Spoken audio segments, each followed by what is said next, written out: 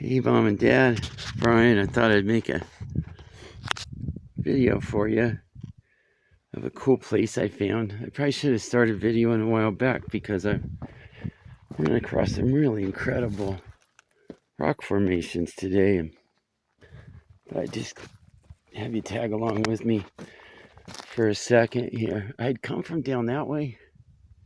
On the other side there, I mean, almost every bend is different too.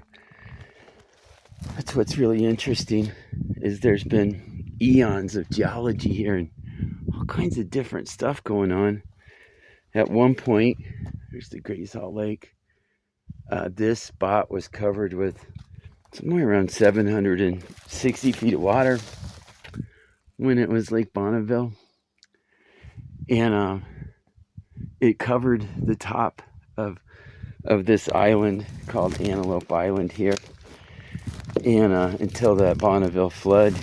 And I was thinking how when I was a kid I had really no interest in the Bonneville flood, even though I heard about it. But now I find it fascinating that I'm really on the bottom of an ancient inland seashore, basically, even though it was freshwater.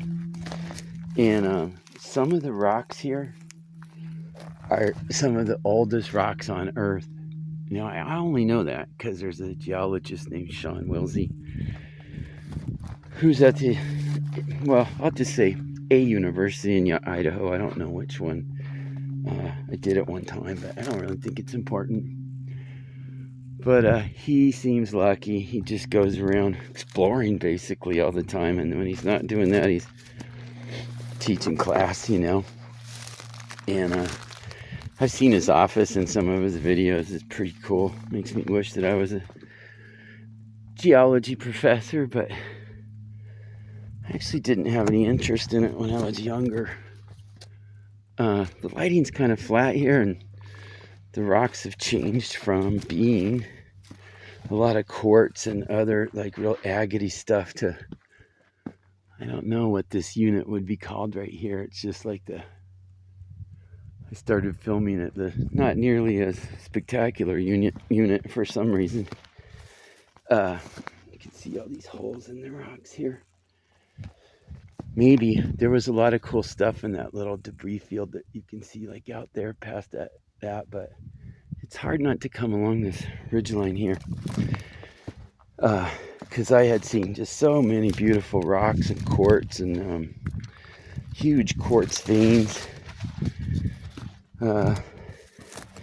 And some formations like I have never seen in my life. It just makes me glad to be alive and glad to be out here. You know, I really can't stand team sports, especially football. And it just seems like a total waste of time. And I just don't even care. And I know my buddy, I'm sure he's doing it today. He usually, he's kind of into it. He knows I don't like it, but he'll come over and sometimes be watching it on his phone or something. It annoys me. Anyways, so let's just come out in this little debris field with me here. Let's see if we can see any more really cool rocks. I don't know how long I could make this video, but you know, I wish I had spent more time in my youth doing this kind of thing.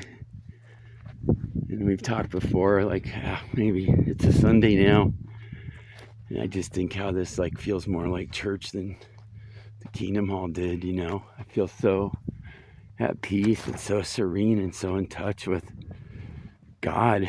You know, I can just there's like a cave up there.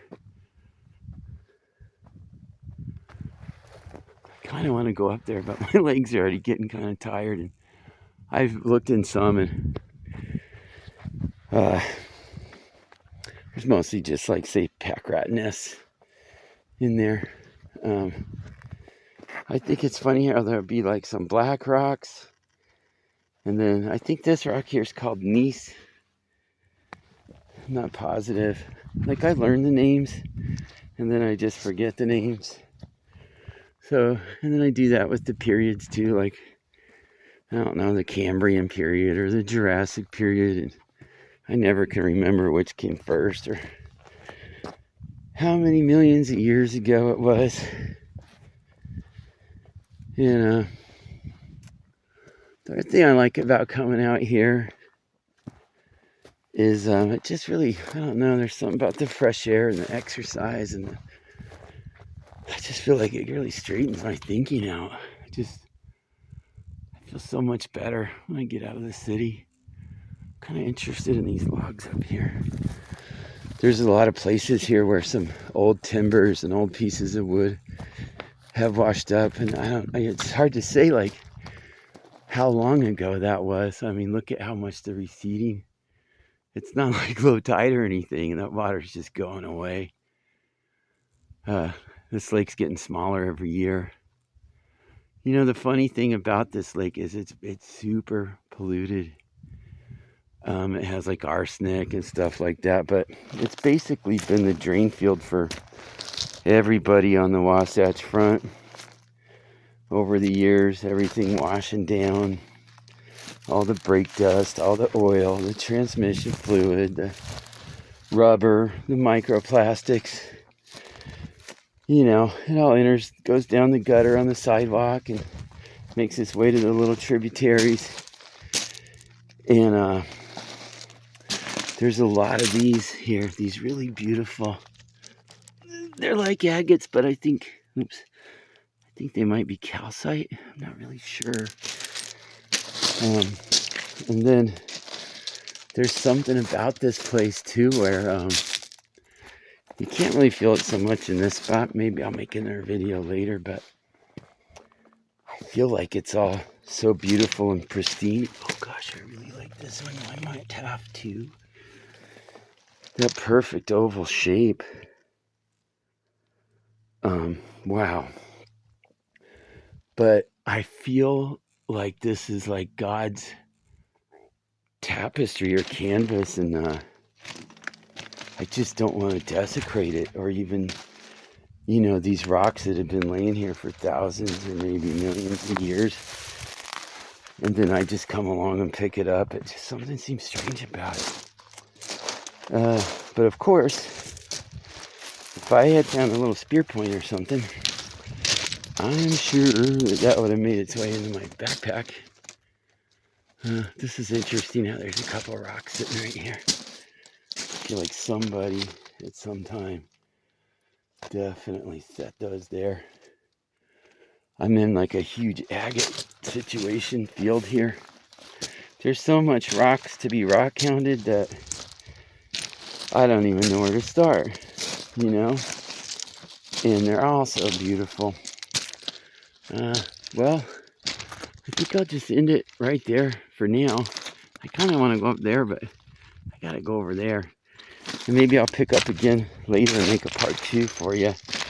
I think you guys would enjoy this, you know. Makes me wish that you could still walk, Ma. You could come out here and do some rock pounding, you know. This particular spot I had to walk about 3 miles to get here. So it's kind of a tough one. All right, you guys, I'll leave it there, and I'll talk to you later.